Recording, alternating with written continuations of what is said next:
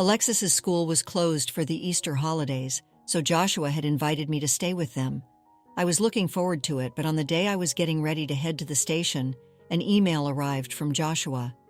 "Something urgent came up, but I'll be back soon. Please go ahead to the house and make yourself at home," he wrote. So I took the train and a taxi and arrived at Joshua's place. Even after I rang the doorbell, the door didn't open right away. Finally, my granddaughter Alexis appeared. "Alexis, hello there," I greeted her. "Grandma, right now is a bit—" "Come this way," she replied in a flustered tone. For some reason, Alexis hurriedly ushered me into the storage room.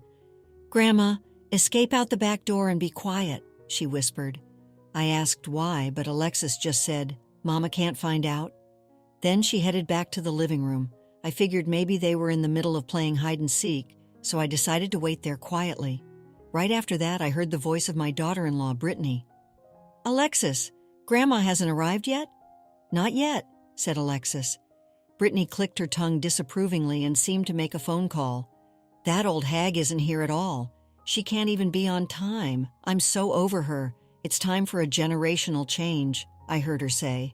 That old hag was referring to me, but the shocking truth didn't end there. Brittany began saying something truly outrageous. "My name is Abigail." It was a beautiful day off, and I could hear birds chirping outside my window. I opened the curtains, freshened up a bit, and headed for my overly spacious bedroom. When I opened the door to the living room, flowers were displayed as usual, and my late husband was smiling at me from a photograph. He had passed away a few years ago. At the time, losing him left me so shocked that I could barely function for a while. But with the encouragement of my son Joshua and his wife Brittany, I'm now able to go to work and live a normal life again. More than anything, I knew I couldn't give up for the sake of my granddaughter Alexis. I closed my eyes in front of my husband's portrait.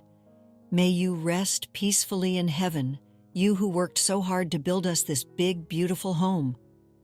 I brushed a bit of dust off the frame. This living room is filled with flower arrangements I made in the classes I take with my neighborhood friends. It's my hobby these days. My friends had invited me to cheer me up when I was feeling down after losing my husband. Now, I'm hooked. Joshua's family, who live in the next state over, are always delighted by the flowers when they come to visit. Joshua went to college out of state, got a job there, and met Brittany. Then Alexis was born. Alexis has grown quite a bit, but she still loves running around this house. Maybe this overly spacious home turned out to be just right. It's not that I don't feel lonely at all, but I've been enjoying life. Today I had a flower arranging class with my friends, so I was getting ready for that when the doorbell rang.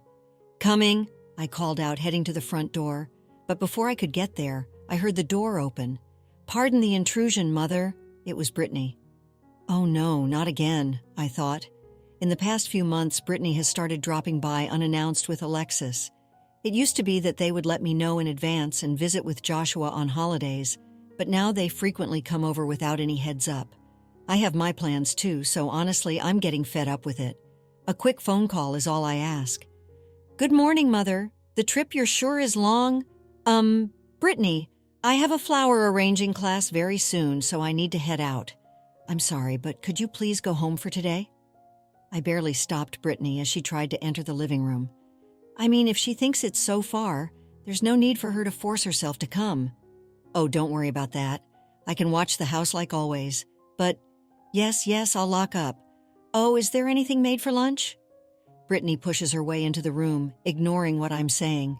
Meanwhile, Alexis apologetically lines up their shoes before entering the room. Alexis used to gleefully admire the flower arrangements while Brittany watched over her with a smile. How did it come to this? "You know, Brittany, I keep telling you, could you please contact me before coming over?" I asked. "Well, we're going to come anyway, so that just makes it more work, doesn't it? I don't want to deal with such a hassle," Brittany replied flippantly. She popped herself right in the middle of the sofa and focused on her smartphone. Whenever they visit, she lazes around like this, leaving meals and everything else to me. It's gotten to the point where Alexis offers to help me out. It's not that I want to be a nagging mother-in-law, and I'd rather not say anything, but this is beyond my limit. Anyway, I'm heading out now, so please go home for today. "What? We spent all that time getting here. You know it's awful of you to turn us away. That's why I keep asking you to contact me first." Alexis, you're tired too, right? Brittany called Alexis over and peered at her face. She had a smile, but there seemed to be a coldness in her eyes for a moment. Alexis looked scared, then quietly replied, "Yes. See? Your cute granddaughter is saying so too. It's fine to let us stay a bit, isn't it?" In the end, Brittany got her way and I had to leave the two of them and head out. Even when I met up with my friends and held the flowers in my hands, I just couldn't focus today. Of course, I was irritated with Brittany, but more than anything, I couldn't get Alexis's demeanor out of my mind. My friend noticed that I seemed off and asked what was wrong. I told her about what happened that morning. She listened intently and suggested that I try talking to my son about it. So on the way home, I decided to give Joshua a call right away. "Oh, hello, Joshua. Do you have a moment?" "Oh, Mom, sure. What's up?" "I wanted to talk to you about Brittany." "Brittany, hang on. Let me go somewhere else." "Okay, tell me slowly." I told Joshua how Brittany and Alexis have been visiting a lot lately, with just the two of them, how they never contact me beforehand no matter how many times I ask, and that Alexis seems down. Joshua was surprised at first, but he listened seriously and apologized. "I'm so sorry, Mom. I had no idea. I'm sorry for the trouble. I'll have a firm word with Brittany. I promise I won't let her go over there without contacting you first anymore. Thank you. Any ideas about what's going on with Alexis?" I have no clue. When she's with me, Alexis is always cheerful and well-behaved. I've never seen her acting the way you described." "I see. Maybe she only gets like that around Brittany for some reason. I'm not sure why. I'll keep a close eye on things too. I'll try not to leave the two of them alone together. You're right. I'd hate for anything to happen to Alexis. If anything comes up, I'll let you know. Talk to you later." After ending the call with Joshua, I headed home. When I arrived, Brittany and Alexis were already gone. Perhaps they had rushed out after getting a call from Joshua. The room was quite a mess. There were bags of snacks left open and glasses with their contents half finished. Usually, even if they don't put everything back perfectly, they at least tidy up a bit.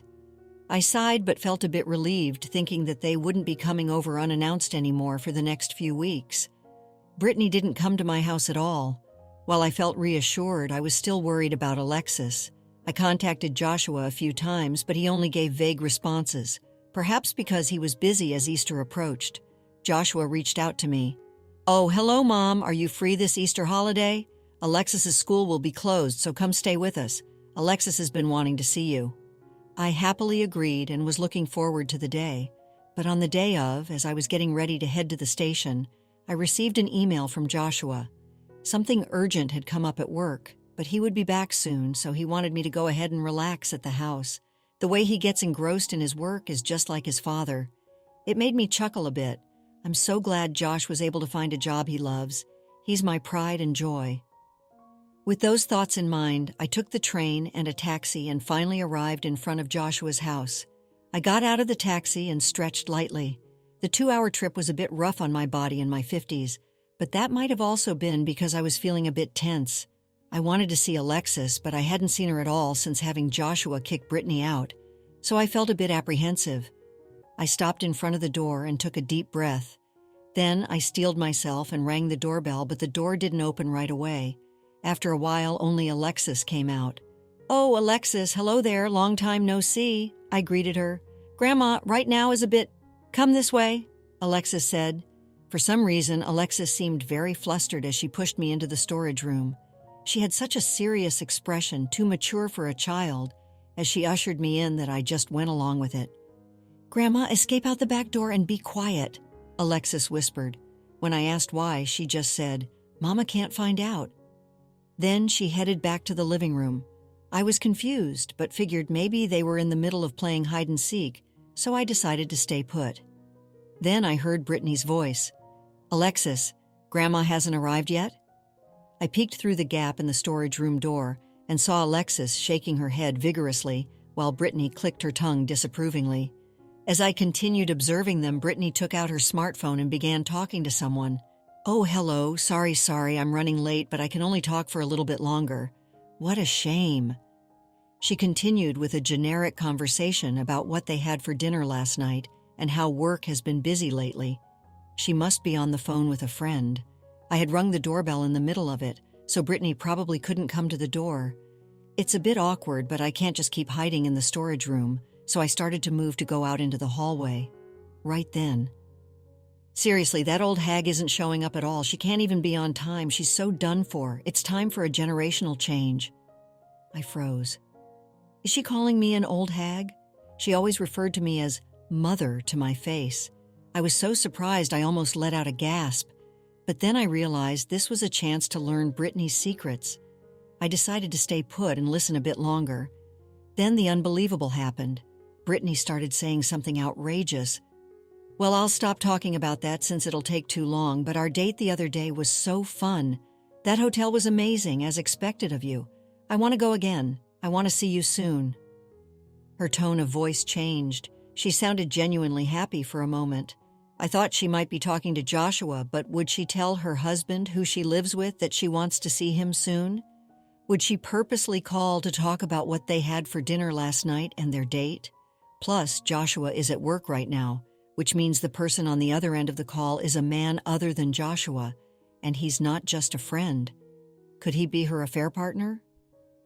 When I reached this conclusion, I could feel my body temperature dropping. With shaking hands, I took my smartphone out of my purse and hit the record button. Brittany's call was still going.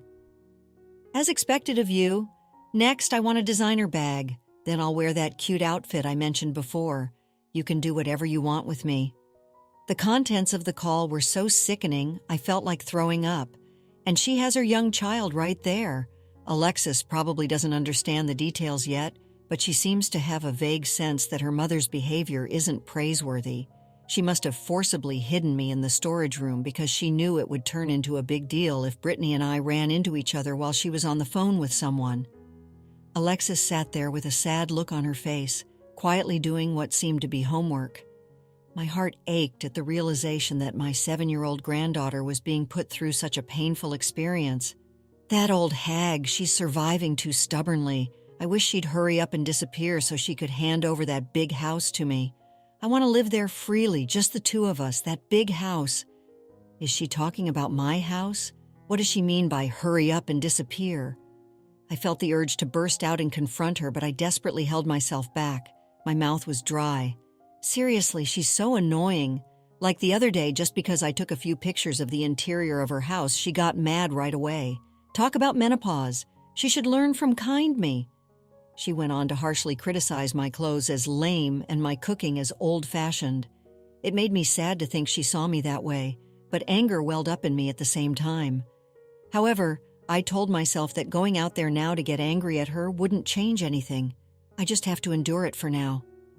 I'm so glad you prepared that medicine for me. We have to make that old hag kick the bucket by making her take a lot of it. As she said that, Brittany transferred a white powder she was holding into a glass. I couldn't see it clearly, but it was one of the glasses for guests that I had given her as a gift long ago.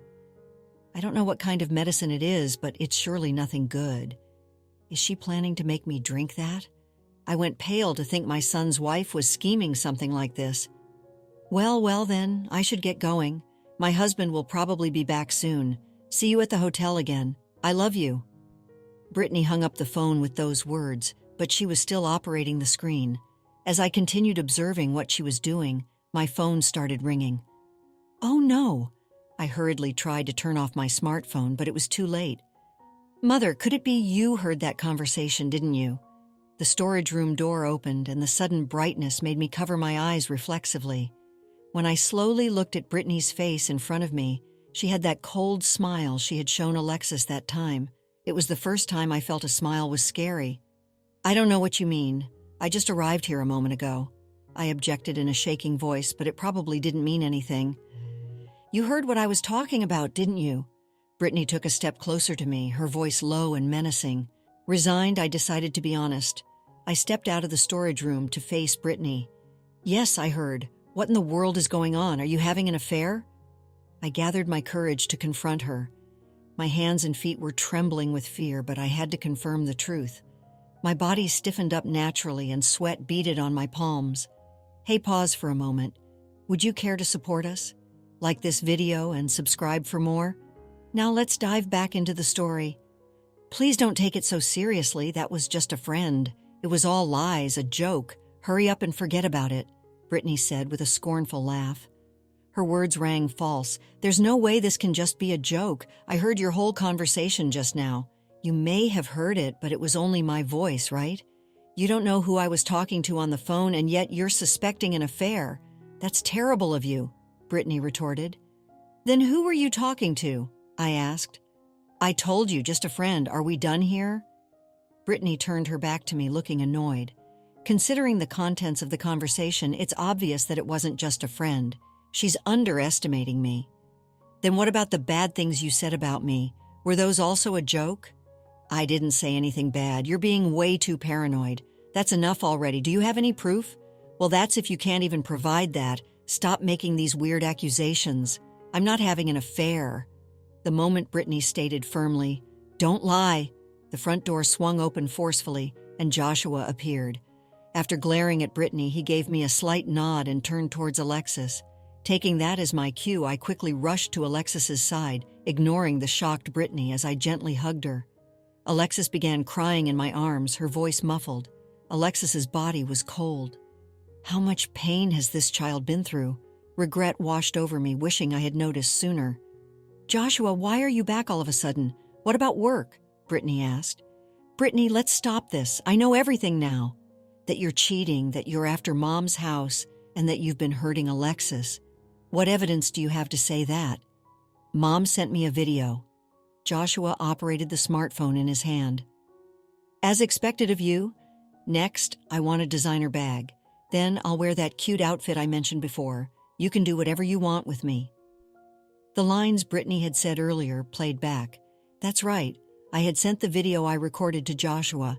Having already finished work, Joshua had rushed home and timed his entrance. It's so underhanded of you to secretly record a video. And I told you it was a joke, didn't I? Just a friend, huh? The kind of friend you do those things with? Saying that, Joshua pulled a stack of photos out of his bag and held them out to Brittany. What are these? There were photos of Brittany walking with a man. The man's hand was on Brittany's waist, and Brittany's profile in the photo didn't look entirely displeased. The building behind them was a hotel. No matter how you look at it, they're not just friends. There were also photos of the two of them wearing matching necklaces, laughing together, holding hands while walking, and embracing each other. As Joshua presented these photos, Brittany's face grew paler and paler. I had already noticed, that you were having an affair, Joshua said. How your behavior lately has been suspicious. You were often not at home, and Alexis told me everything. Alexis did. I hugged the small body in my arms. Those little arms clutched my clothes, burying her face as if to look away from her mother. Alexis, how could you? I told you so many times not to tell anyone. What have you done? What have you done is the real question, Brittany. How could you do this in front of a child? You haven't thought at all about how Alexis must feel. Then Alexis spoke up. I couldn't take it anymore, Mama. Speaking badly of Papa, Mama being cruel to me, strangers coming to our house, hearing those words. I reached for Alexis's clothes. Alexis flinched a bit, but obediently let me lift her shirt. There were several painful-looking bruises on Alexis's body, and I couldn't help but wince. Did Brittany hit Alexis to keep her quiet? If so, it makes sense why Alexis was unusually subdued at my house.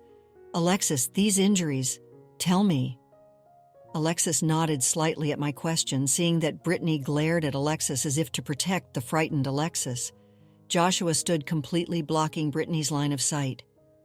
The night you went to the hotel with that man, Alexis called me in tears and told me everything, so I hired a private investigator today.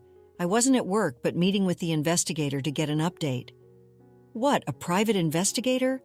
Yeah, I had them investigate thoroughly. Seems your affair partner is a pharmacist. Joshua confronted Brittany, holding the documents he had taken out in one hand.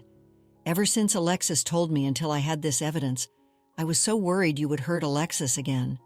Joshua's face looked pained as he said that. For Joshua, who had been betrayed by the person he loved and learned that his precious daughter had been abused these past few days, must have felt like a living hell.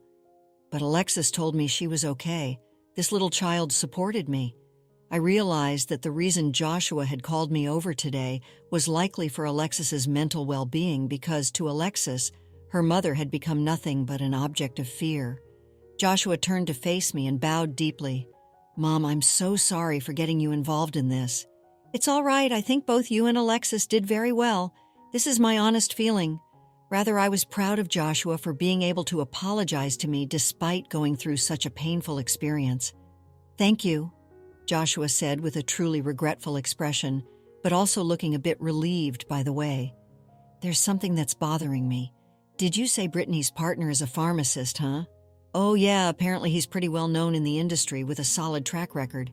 Just now, Brittany put something that looked like medicine into that glass." "No way!" Joshua rushed over to the table. He turned the glass over, and a white powder wafted out, spreading on the floor. "What is this, Brittany?" "I got it from him. For what purpose? Isn't it obvious?